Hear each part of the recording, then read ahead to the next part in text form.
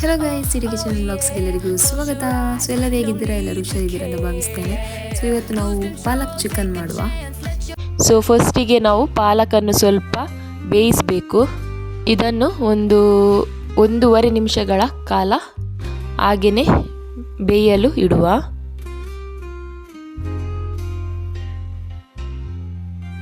ಇಲ್ಲಿ ನೋಡ್ಬೋದು, ಇಷ್ಟು ಸಾಫ್ಟ್ ಆದರೆ ಸಾಕು.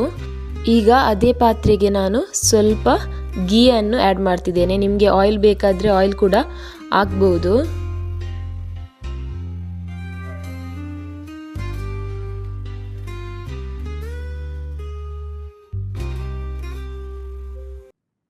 ಇನ್ನು ಇದಕ್ಕೆ ಸ್ವಲ್ಪ ಜಿಂಜರ್ ಗಾರ್ಲಿಕ್ ಪೇಸ್ಟ್ ಹಾಕುವ.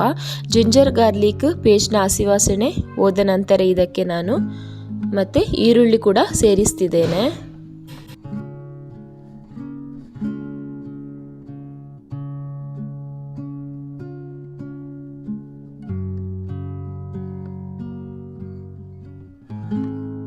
ಈರುಳ್ಳಿ ಸಹ ಚೆನ್ನಾಗಿ ಸಾಫ್ಟ್ ಆಗಬೇಕು.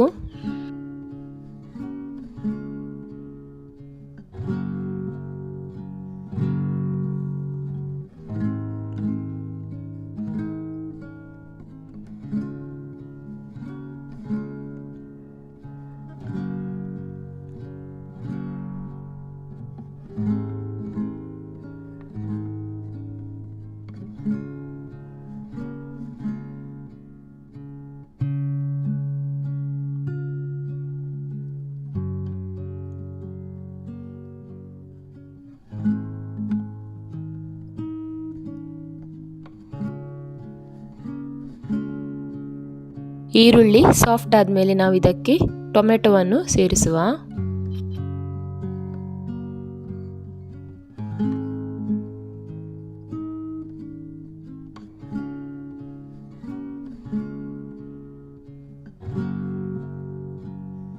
ನಮಗಿಲ್ಲಿ ಕರೆಂಟ್ ಇರಲಿಲ್ಲ, ಸೊ ಫೋನ್ನ ಫ್ಲ್ಯಾಶ್ ಲೈಟಿಂದ ವಿಡಿಯೋ ಶೂಟ್ ಮಾಡ್ತಿದ್ದೀನಿ. ಸೊ ಕ್ವಾಲಿಟಿ ಸ್ವಲ್ಪ ಆಚೆ ಈಚೆ ಆಗ್ಬೋದು.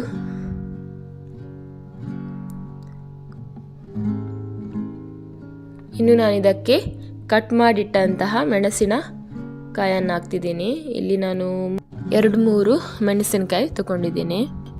ನಿಮಗೆ ಖಾರಕ್ಕೆ ಎಷ್ಟು ಬೇಕು ಅಷ್ಟು ಹಾಕ್ಕೊಳ್ಳಿ. ಈ ಮೆಣಸಿನಕಾಯಿ ತುಂಬ ಖಾರ ಇದೆ, ಅದಕ್ಕೆ ನಾನು ಇಷ್ಟೇ ತಗೊಂಡಿದ್ದೀನಿ.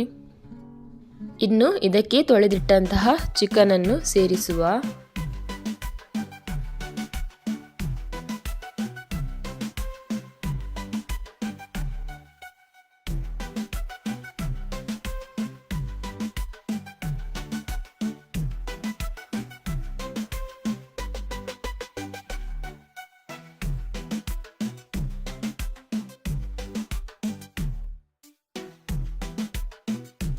ಇಲ್ಲಿ ಅರಿಶಿಣ ಹುಡಿ ಕೂಡ ಸೇರಿಸಿದ್ದೇನೆ. ಈಗ ಒಳ್ಳೇದು ಮಾಡಿದ್ದನ್ನೆಲ್ಲ ಮಿಕ್ಸ್ ಮಾಡುವ.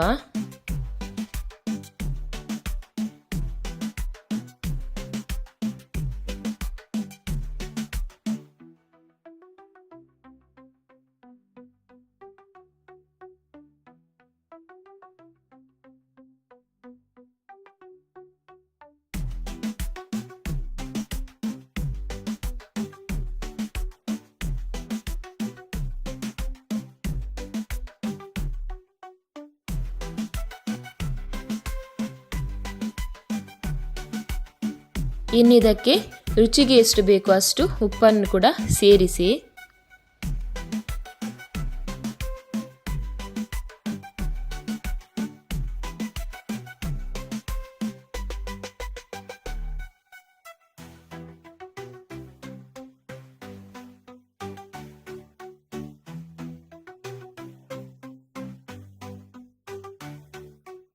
ಇನ್ನಿದನ್ನು ಮುಚ್ಚಳ ಮುಚ್ಚಿ ಬೇಯಲು ಇಡಿ. 10 ನಿಮಿಷ ಇಟ್ಟರೆ ಸಾಕು. ಈಗ 10 ನಿಮಿಷ ಆಗಿದೆ, ನೋಡ್ಬೋದು. ಈಗ ಒಮ್ಮೆ ಚೆನ್ನಾಗಿ ಇದನ್ನು ಮಿಕ್ಸ್ ಮಾಡಿ, ಯಾಕಂದರೆ ಕೆಲವೊಮ್ಮೆ ತಳತಾಗುತ್ತೆ.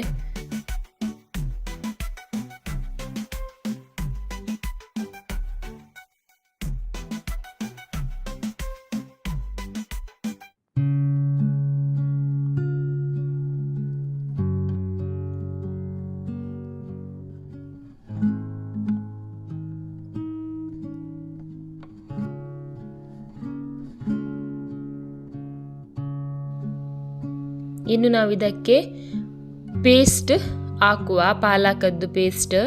ಆಗ ಬಾಯ್ಲ್ ಮಾಡಿಟ್ಟಂತಹ ಪೇಸ್ಟನ್ನು ಸೇರಿಸುವ. ಈ ಪೇಸ್ಟಿಗೆ ನಾನು ಬೇರೆ ಏನೂ ಹಾಕಲಿಲ್ಲ, ಜಸ್ಟ್ ಬಾಯ್ಲ್ ಮಾಡಿಟ್ಟಂತಹ ಪೇಸ್ಟ್ ಅಷ್ಟೇ ಹಾಕಿದ್ದು.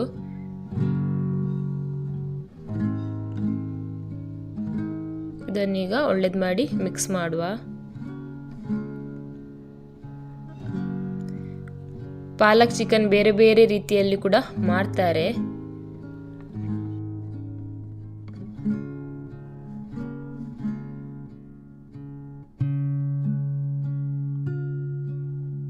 ಇನ್ನು ಇದನ್ನು ಸಹ ಮುಚ್ಚಳ ಮುಚ್ಚಿ ಸ್ವಲ್ಪ ಹೊತ್ತು ಇಡುವ. ಪಾಲಕ್ ಇದ್ದು ಕಲರ್ ಚೇಂಜ್ ಆಗುತ್ತೆ, ಆ ಪೇಸ್ಟ್ ಇದ್ದು ಕಲರ್ ಚೇಂಜ್ ಆಗಬೇಕು. ಈಗ ನೋಡ್ಬೋದು ಒಳ್ಳೆಯದಾಗಿ ಕುದಿ ಬಂದಿದೆ. ಇನ್ನೂ ಸ್ವಲ್ಪ ಹೊತ್ತು ಕಲರ್ ಚೇಂಜ್ ಆಗುವ ತನಕ ಇಡಬೇಕು. ಈಗ ಒಂದು 10 ನಿಮಿಷ ಬಿಟ್ಟು ಇಲ್ಲಿ ನೋಡ್ಬೋದು ಕಲರ್ ಚೇಂಜ್ ಆಗಿದೆ. ಇಷ್ಟು ಗ್ರೇವಿಯದ್ದು ಕಲರ್ ಹೀಗೆ ಬರಬೇಕು. ಆಗ ಪಾಲಕ್ ಕೂಡ ಒಳ್ಳೆಯದಾಗಿ ಬೆಂದಿದೆ ಎಂದರ್ಥ. ಇದಕ್ಕೆ ಇನ್ನು ತೆಂಗಿನಕಾಯಿಯ ಹಾಲು ಹಾಕ್ತಿದ್ದೇನೆ. ಇಲ್ಲಿ ನಾನು ಅದರದ್ದು ದಪ್ಪ ಹಾಲೆ ಹಾಕಿದ್ದೇನೆ. ಈಗ ಇದನ್ನು ಸಹ ಒಳ್ಳೇದು ಮಾಡಿ ಮಿಕ್ಸ್ ಮಾಡುವ.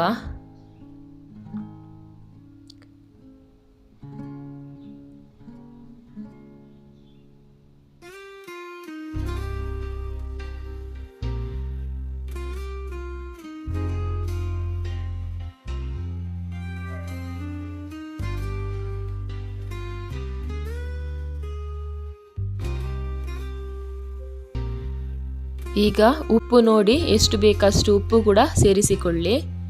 ಮತ್ತು ನಾನಿಲ್ಲಿ ಸ್ವಲ್ಪ ಗರಂ ಮಸಾಲ ಕೂಡ ಹಾಕ್ತಿದ್ದೇನೆ. ಗರಂ ಮಸಾಲ ಹಾಕಿದರೆ ಲಾಸ್ಟಿಗೆ ಫ್ಲೇವರ್ ಸ್ವಲ್ಪ ಒಳ್ಳೇದು ಬರುತ್ತೆ.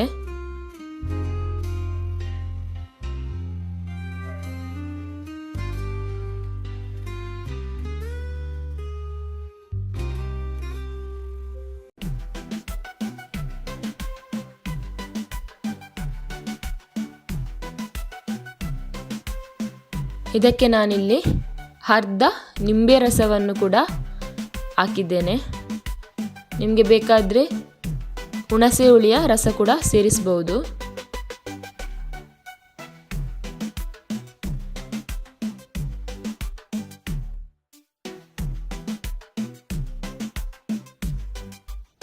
ಇಲ್ಲಿ ಚಿಕ್ಕ ಪೀಸಿನಷ್ಟು ಗೀ ಕೂಡ ಹಾಕಿದ್ದೇನೆ. ಇದು ಆಪ್ಷನಲ್, ಬೇಕಾದರೆ ಹಾಕ್ಬಹುದು.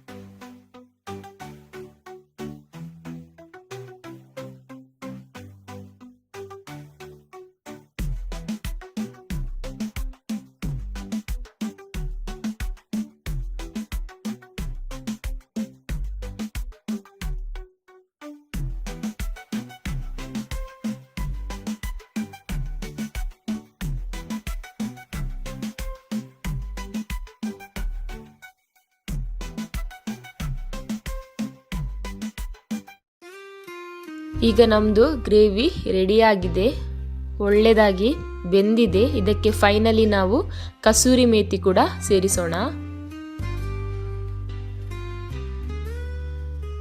ಇದಕ್ಕೆ ನೀವು ಬೇಕಾದರೆ ಕೊತ್ತಂಬರಿ ಸೊಪ್ಪು ಕೂಡ ಹಾಕ್ಬೋದು.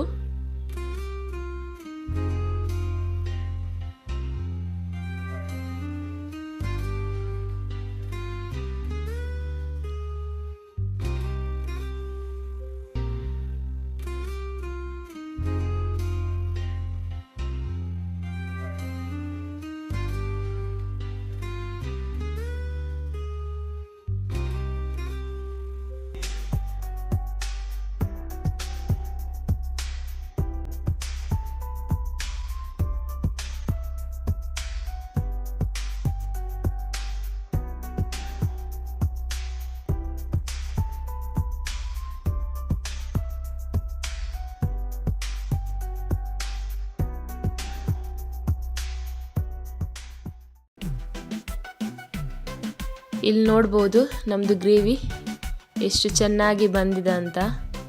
ಸೊ ಈ ವಿಡಿಯೋ ಇಷ್ಟ ಆದರೆ ನನ್ನ ಚಾನಲನ್ನು please like, share and subscribe ಮಾಡಿ.